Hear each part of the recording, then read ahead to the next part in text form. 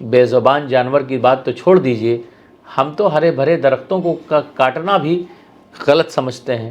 ہم تو کھڑی فصل کو اگر کوئی نقصان پہنچاتا ہے تو اسے بھی مجرم اور ملزم سمجھتے ہیں۔ کہیں نہ کہیں آج دکھاوا بہت زیادہ ہو رہا ہے۔ اصل میں کیا ہے، اس کی ایک وجہ میں نے محسوس کیا ہے۔ بہت لوگ مولا صاحب جانتے بھی ہیں، بہت لوگ جاننا چاہتے ہیں کہ جب قربانی ہوتی ہے، جو گوشت ہوتا ہے وہ پکا کر کے سب کو کھلانے میں زیادہ ثواب ملتا ہے، یا جیسے غریبوں میں بانٹ دیا جائے یا ضرورت مند؟ ان کے لیے میں یہ ضرور کہوں گا کہ یہ گائے آپ کے احساسات اور جذبات کی قدر کرتے ہوئے ہماری مانگ ہے سرکار سے کہ اس کو آپ راشٹریہ پشو گھوشت کر دیجئے۔ قربانی کرنے کا صحیح طریقہ کیا ہے؟ اگر اب اس کا الٹ ہو گیا ہے، پہلا حصہ، دوسرا حصہ، تیسرا حصہ سب ہم فریز کر کے رکھتے ہیں اور مزے سے کھاتے ہیں، ایسی قربانی گوشت کھانا تو اس کو کہہ سکتے ہیں۔ آداب ساتھیوں، میں ہوں سرفراز اور آپ دیکھ رہے ہیں اپنا سلطان پور نیوز چینل۔ آج عید الاضحیٰ ہے، جسے لوگ بقرعید کے نام سے جانے جاتے ہیں۔ یہ آج پوتر تہوار ہے۔ اسی بیچ ہمارے ساتھ سلطان پور کے مولانا صاحب، مولانا محمد احمد وارثی صاحب موجود ہیں۔ تمام سارے سوالوں کے ساتھ ان کے ساتھ موجود ہیں، تھوڑا چرچا کریں گے اور آپ کے بیچ ایک میسج دیں گے کہ اگر آپ بھی قربانی کر رہے ہیں یا کروا رہے ہیں تو کیا طریقہ ہے۔ سب سے پہلے مولانا صاحب آپ کا سواگت ہے۔ جی جی، کیسے ہیں آپ؟ شکریہ، الحمدللہ، اللہ کا فضل ہے۔ آج عید الاضحیٰ ہے، بقرعید ہے، اس کو آپ کس طرح دیکھتے ہیں؟ دیکھیے، عید چاہے وہ عید الفطر ہو چاہے عید الاضحیٰ، اس کا وہ مطلب دلوں کو جوڑنا، یہ آپسی پیار کا تہوار ہے، محبت کا تہوار ہے، جوڑنے کا تہوار ہے۔ ہماری نماز ہو، ہماری قربانی ہو یا ہمارا کوئی بھی عمل ہو، وہ یہی ہونا چاہیے کہ اس سے کسی کو دل کو تکلیف نہ پہنچے، ہم لوگوں کو جوڑنے کا کام کریں۔ تو یہ ہمارا جو آج کا پوتر تہوار ہے، یہ جوڑنے کا کام کرتا ہے، نمبر ایک۔ دوسری چیز ہے کہ قربانی مالک نصاب پر واجب ہے۔ جس کے پاس 52.5 تولہ چاندی یا 7.5 تولہ سونا ہو، حاجت اصلیہ کے علاوہ، تو اس کے اوپر قربانی واجب ہے۔ اب فرق زکوٰۃ اور قربانی میں ہے کہ زکوٰۃ میں سال گزرتا ہے اور قربانی میں سال نہیں۔ اگر مالک نصاب آج ہوا ہے تو آج کی ڈیٹ میں ہی قربانی اس کے اوپر واجب ہو جائے گی۔ قربانی کے تعلق سے میں ایک بات اور بتاؤں گا آپ کو کہ اللہ تعالیٰ نے قرآن عظیم میں ارشاد فرمایا، اعوذ باللہ من الشیطان الرجیم، بسم اللہ الرحمن الرحیم، انا صلاتی و نسکی و محیایا و مماتی للہ رب العالمین۔ ایک دم واضح الفاظ میں اللہ نے فرما دیا، ایک دم نو ڈاؤٹ، بے شک میری نماز، میری قربانی، میرا جینا، میرا مرنا سب اللہ کے لیے۔ تو قربانی ایک ایسا عمل ہے، وہ صرف اور صرف مالک کو خوش کرنے کے لیے ہونا چاہیے، جس نے اس سنسار کو پیدا کیا۔ اب کسی بندے کو دکھانے کے لیے اگر کوئی بھی عمل کیا جاتا ہے تو اللہ کو پسند نہیں ہوتا۔ کہیں نہ کہیں آج دکھاوا بہت زیادہ ہو رہا ہے۔ اصل میں کیا ہے، اس کی ایک وجہ میں نے محسوس کیا ہے، انسان خدا کو چھوڑ کر کے خود پر زیادہ توجہ دینا شروع کر دیا ہے۔ آپ کیا پیغام دیں گے جس سے لوگ دل سے قربانی کریں، سوچیں جس طریقے سے قربانی ہوتی ہے صحیح طریقے سے کیا میرا جائے؟ پیغام وہی ہے جو حضور کا پیغام ہے، اسلام کا پیغام ہے، دین کا پیغام ہے، کہ آپ کوئی بھی قربانی، آپ کچھ بھی کریں، اس میں سب سے پہلا کام آپ کو خدا کی رضا، اللہ کی خوشی ہونا چاہیے۔ جب اس مقصد سے تحت آپ کریں گے تو ظاہر سی بات دکھاوا نام کا جو جانور ہے ختم ہو جائے گا۔ اور قربانی سے پہلے میں ایک چیز اور کہنا چاہوں گا، لوگ جانور تو ذبح کر دیتے ہیں اور خوب شوق سے کرتے ہیں، مگر اس جانور کے ذبح کرنے سے پہلے ایک آپ کی باڈی میں جانور ہے جس کا نام نفس ہے، اور اس نفس کے اندر گھمنڈ بھی ہے، اس کے اندر جھوٹ بھی ہے، اس کے اندر دکھاوا بھی ہے، اس کے اندر خود کو بڑھا چڑھا کر کے پیش کرنا بھی ہے۔ تو سب سے پہلے اندر کے جانور کو ذبح کریں، سب سے پہلے جھوٹ کو ذبح کر دیں، سب سے پہلے دکھاوا کو ذبح کر دیں، سب سے پہلے دوسروں کو جو تکلیف دیتے ہیں، اس تکلیف، دوسروں کو تکلیف دینے کا جو جذبہ آپ کے اندر پیدا ہوتا ہے، اس کو آپ قربان کر دیں۔ پھر اگر آپ جانور قربان کریں گے تو اللہ کو بھی پسند ہوگا، اس کا ثواب بھی اللہ کی طرف سے آپ کو ملے گا۔ جو کسی، آپ یہ کہہ سکتے ہیں غلط طریقے سے، یا میں یہ کہوں کہ کسی کو نقصان پہنچا کر کے اچھا خاصا پیسہ کما رہے ہیں، کسی کے زبردستی کسی کے ہاں قبضہ کر کے کما رہے ہیں، اور بعد میں جس طرح آج بقرعید ہے، آج جانور ذبح کیا جاتا ہے، لوگ پوتر تہوار مانتے ہیں، تو کیا وہ کرانا جائز ہے؟ دیکھیے ایسا ہے، سب سے پہلی چیز اعوذ باللہ من الشیطان الرجیم، بسم اللہ الرحمن الرحیم، حضور پاک صلی اللہ علیہ وسلم کی حدیث ہے، دا پروفٹ محمد صلی اللہ علیہ وسلم نے بہت واضح الفاظ میں کہہ دیا ہے، المسلم من سلم المسلمون من لسانہ ویدہ۔ سچے مسلمان کی جو پہچان ہے وہ یہی ہے کہ نہ اس کی زبان سے کسی کو تکلیف پہنچے، اس میں مسلمان لفظ نہیں کہا گیا ہے، کسی بھی شخص کو اس کی زبان سے نہ تکلیف پہنچے نہ اس کے ہاتھ سے تکلیف پہنچے۔ اگر وہ کوئی ایسا عمل کر رہا ہے، قربانی کرے، چاہے وہ لوگوں کو کپڑا بانٹے، چاہے وہ لوگوں کے ساتھ اچھا سلوک کرے، کسی کو تکلیف پہنچا کر کے، تو ایک بات وہ دھیان میں رکھ لے، ایسا کوئی عمل اللہ کو پسندیدہ نہیں ہے۔ جس کو آپ نے تکلیف پہنچایا ہے، جس کی زمین آپ نے چھینی ہے، جس کی زمین پر آپ نے قبضہ کیا ہے، آپ یہ چاہتے ہیں کہ اللہ آپ کے عمل کو پسند کرے، تو سب سے پہلے اس کی قبضہ کی ہوئی زمین کو اس غریب اور مظلوم کو واپس کریے، اور جس کو آپ نے تکلیف پہنچائی ہے، جس کو آپ نے پریشان کیا ہے، چاہے دن کے اجالے میں چاہے رات کے اندھیرے میں، جس کی بد دعا لی ہے، جب تک آپ اس سے معافی نہیں مانگ لیتے اور وہ معاف نہیں کر دیتا، تب تک مالک اور ایشور بھی آپ کو معاف نہیں کرے گا۔ تو ایسی قربانی سے کیا فائدہ جو کسی کے دل پر چھری چلا کر کے آپ حاصل کر رہے ہو، کسی کے چہرے پہ زخم دے کر کے آپ قربانی کر رہے ہو، کسی کی ہائے لے کر کے آپ قربانی کر رہے ہو، آپ بہت اچھے کپڑے پہن رہے ہو، آپ کا سوٹ بوٹ بہت اچھا ہے، آپ کا گوگل بہت اچھا ہے، آپ کی کار بہت اچھی ہے، مگر کسی غریب کی ہائے لے کر، تو میں سمجھتا ہوں ایسی کمائی پر لعنت ہے۔ نہ ایسی کمائی کو اللہ پسند کرتا ہے۔ جہاں جہاں بھی انسانیت کی بولی سمجھی جاتی ہے، محسوس کی جاتی ہے، جانی جاتی ہے، وہاں بھی یہ چیز پسند نہیں کی جائے گی۔ تو لہٰذا میری اپیل ہے کہ خدا کے لیے کوئی ایسا کام کر کے آپ نہ کریں کہ جس سے اللہ بھی ناراض ہو، رسول بھی ناراض ہو۔ ہماری سب سے پہلی کوشش یہ ہونی چاہیے کہ ہم جو بھی کریں وہ حلال اور جائز کمائی کے پیسے سے کریں، نہیں ہمارے پاس ہے تو اللہ تبارک و تعالیٰ معاف فرمانے والا ہے۔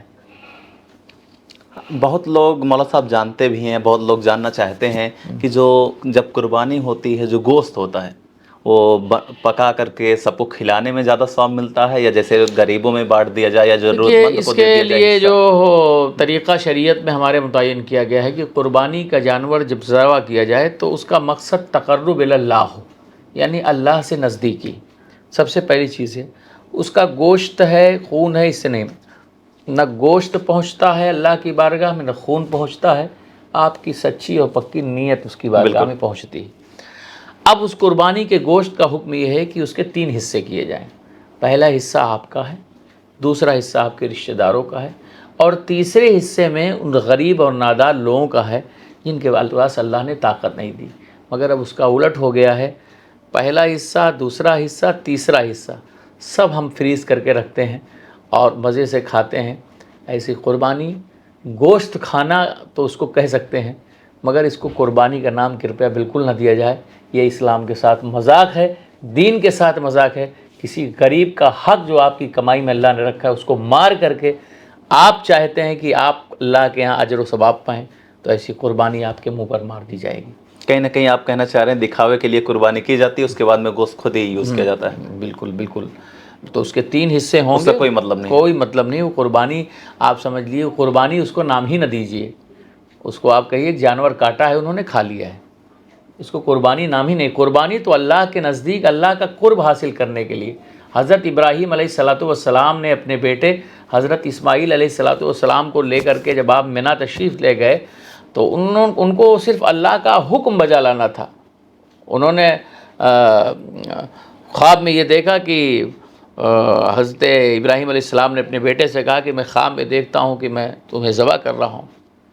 تو انہوں نے یہ لفظ نہیں کہا کہ بیٹے کی قربانی باپ کے لیے کیسے ہو جائے گی۔ انہوں نے قرآن کی روایت جو ہے، اللہ نے فرمایا، ارشاد فرمایا، بسم اللہ الرحمن الرحیم، یا ابت افعل ما تؤمر ستجدون ان شاء اللہ من الصابرین۔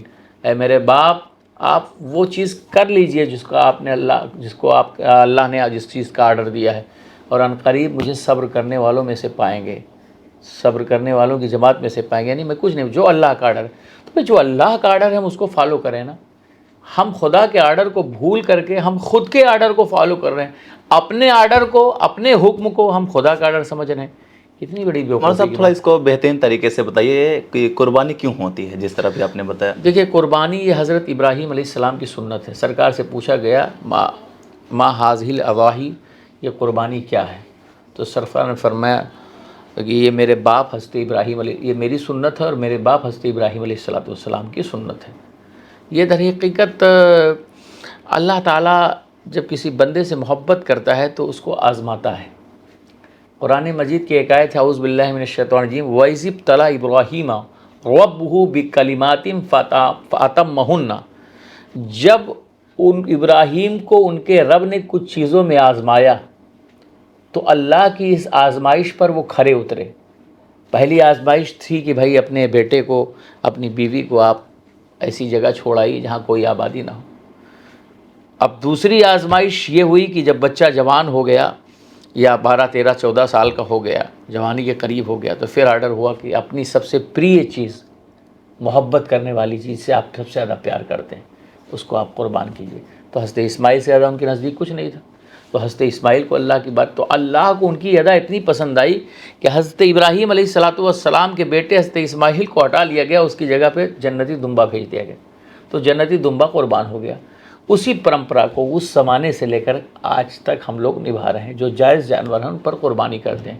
تو وہاں حضرت ابراہیم کا مقصد بھی صرف جانور ذبح نہیں تھا، وہاں مقصد تھا خدا کے آرڈر کو فالو کرنا، اللہ کے حکم کو فالو کرنا، وہاں مقصد اللہ راضی ہو جائے۔ اگر وہاں اللہ کے راضی ہونے کا مقصد ہے تو یہاں بھی اللہ کے راضی ہونے کا مقصد ہونا چاہیے۔ دونوں میں ڈفرینس اگر ہو رہا ہے تو اس کو آپ قربانی کا نام مت دیجیے۔ جس طرح ابھی آپ نے قربانی کے بارے میں بتایا، قربانی 3 دن کیوں ہوتی ہے؟ اب دیکھیے ایام نہر جو ہے وہ در حقیقت قربانی کے 3 دن ہوتے ہیں۔ اس کے ساتھ ایک سوال اور ہے کہ جیسے بہت لوگ سوچتے ہیں کہ پہلے دن زیادہ ثواب ملتا ہے، دوسرے دن کم ملتا، کیا ہے اس کے بارے میں؟ نہیں، افضل جو ہے پہلے دن ہی ہے، یہ شریعت میں جو بتایا گیا ہے، پہلے دن افضل ہے، دوسرے دن اس کے بعد ہے، اور تیسرا لاسٹ دن ہے۔ یعنی ایک طرح سے آپ کو شریعت نے آسانی دی ہے کہ جیسے اگر پہلے دن سسٹم نہیں بن پایا آپ کا، تو شریعت نے اگر ایک ہی دن ہوتا تو کتنے ایسے لوگ ہوتے جو چھوٹ جاتے، جن کے پاس وسعت نہیں تھی، طاقت نہیں تھی، سسٹم نہیں تھا، مگر دل میں ان کے اندر ارمان تھا کہ مجھے بھی کرنا تھا، تو انتظام نہیں تھا، تو دوسرے دن انتظام ہو گیا ان کا، تیسرے دن انتظام ہو گیا۔ تو 3 دن قربانی جو شریعت نے کی ہے ایک طرح سے وسعت دی ہے، ابھی آپ کے اوپر ہے کہ کس طرح سے۔ اور مالک نصاب کا مطلب یہ ہے کہ اگر تیسرے دن عصر کے ٹائم بھی مالک نصاب ہو گیا تو اس کے اوپر قربانی واجب ہو گئی۔ اچھا، قربانی میں ایک چیز اور بھی ہے، میں آپ کے سوال سے ہٹ کر کے ایک بات بتانا چاہتا ہوں کہ جیسے مطلب قربانی اپنے نابالغ بچوں کی طرف سے بھی آپ کر سکتے ہیں، اور ایسا ہمارے یہاں ایک پرمپرا چلی آ رہی ہے کہ جو گھر کا گارجین ہوتا ہے اسی کے نام سے لوگ قربانی کر لیتے ہیں، مگر ایسا ہے نہیں۔ جو بھی مالک نصاب ہو گیا، مالک نے 200 درہم کا جو بھی مالک ہو گیا، اب اس کی ملکیت چاندی کے اعتبار سے آج کل جوڑی جائے گی، مطلب یہ مان کے چلیے کہ 1 لاکھ کے اوپر کی مقدار اگر ہے کسی کے پاس ہے تو اس پر قربانی واجب ہے۔ وہ اس کے لیے یہ نہیں دیکھا جائے گا کہ وہ گارجین بنا کہ نہیں بنا، وہ تو جس کے پاس اتنی مقدار کے سونا ہے 52.5 تولہ یا 7.5 تولہ چاندی ہے، یا اتنی مقدار کیا بینک بیلنس ہے موجود ہوا، تو اس کو قربانی کرنا ہے۔ اگر ہمارے یہاں کیا کرتے ہیں، ایک آدمی کی طرف سے ہو جاتی ہے جو گھر کا بڑا ہوتا ہے، باقی لوگ نہیں کرتے ہیں، تو اس کا بھی جو ہے اللہ کے یہاں حساب ہوگا، کیونکہ میرے آقا صلی اللہ علیہ وسلم کا فرمان ہے کہ جس کے اندر اللہ نے طاقت دی ہو قربانی کی اور وہ قربانی نہیں کرتا ہے، تو حضور نے فرمایا وہ ہماری عیدگاہ کے قریب نہ آئے۔ مطلب اس کا یہ ہوا، ہماری عیدگاہ کے قریب آنے کا اس کا مطلب یہ ہوا کہ وہ نماز عید تو پڑھے گا مگر اس کی نماز اللہ کی بارگاہ میں کوئی قبولیت کا درجہ نہیں رکھے گی۔ تو یہ 3 دن ایام نہر ہیں، اس وسعت کے اعتبار سے ہے۔ اچھا، کن کن جانور جائز ہیں قربانی؟ دیکھیے ایسا ہے کہ قربانی میری جو حلال جانور ہیں ان پر قربانی ہے، جیسے مان لیجئے کہ ابھی بھینسا ہے، اور اس میں کیا بولتے ہیں اونٹ ہے، اپنا جو ہے بکرا ہے، بکری ہے، تو 5 سال کی مقدار کا ہے تو اونٹ ہے، اور 2 سال کا اگر ہے تو یہ بڑا جانور ہے، 1 سال کا ہے بکرا ہے، اور بھیڑ اور دمبا اگر 6 مہینے کا ہے، اگر دیکھنے میں 1 سال کا لگتا ہے تو اس پر ہے۔ مگر ہاں ایک بات اور وہ کہوں گا کہ جو پرتبندھت جانور ہیں، جن پر سرکار کی گائیڈ لائن کے مطابق ان پر پابندی ہے، تو ایک مسلمان کا فرض ہے کہ کسی کو اپنے نہ ہاتھ سے تکلیف پہنچائے، نہ زبان سے تکلیف پہنچائے، نہ کسی عمل سے تکلیف پہنچائے۔ اس پر میں ایک سوال آپ سے کروں گا کہ میں بات کروں اپنے ہندوستان کے تمام سارے جو بڑے مولانا ہیں وہ سمرتھن کر رہے ہیں کہ جس طرح گائے پر سرکار کی پابندی ہے، میں ڈائریکٹلی بتا رہا ہوں، گائے پر پابندی ہے، تو سمرتھن کر رہے ہیں مولانا گائے کو راشٹریہ پشو گھوشت کر دیا جائے. آپ اس کو کس طرح دیکھتے ہیں؟ دیکھیے، میرا ایک صاف صاف کہنا ہے کہ بالکل میں اس سے متفق ہوں. جو لوگ گائے کے نام پر سیاست کر رہے ہیں یا گائے کو مطلب آلہ کار بناتے ہوئے آپس میں ایک دوسرے کو نقصان پہنچا رہے ہیں، ہندوستان کی گنگا جمنی تہذیب کو دار کر رہے ہیں، ان کے لیے میں یہ ضرور کہوں گا کہ یہ گائے آپ کے احساسات اور جذبات کی قدر کرتے ہوئے ہماری مانگ ہے سرکار سے کہ اس کو آپ راشٹریہ پشو گھوشت کر دیجئے، تاکہ جو فرقہ پرست طاقتیں فتنے کا دروازہ کھولے ہوئے ہیں اور اس کے نام پر کسی بے گناہ کی موب لنچنگ ہو رہی ہے، مارے جا رہے ہیں، ستائے جا رہے ہیں، ٹرینوں میں حادثات ہو رہے ہیں، کسی مخصوص ورگ کو نشانہ بنایا جا رہا ہے، تو اگر سرکار اس کو راشٹریہ پشو گھوشت کر دیتی ہے تو بہت سارے فتنوں کا دروازہ بند ہو جائے گا.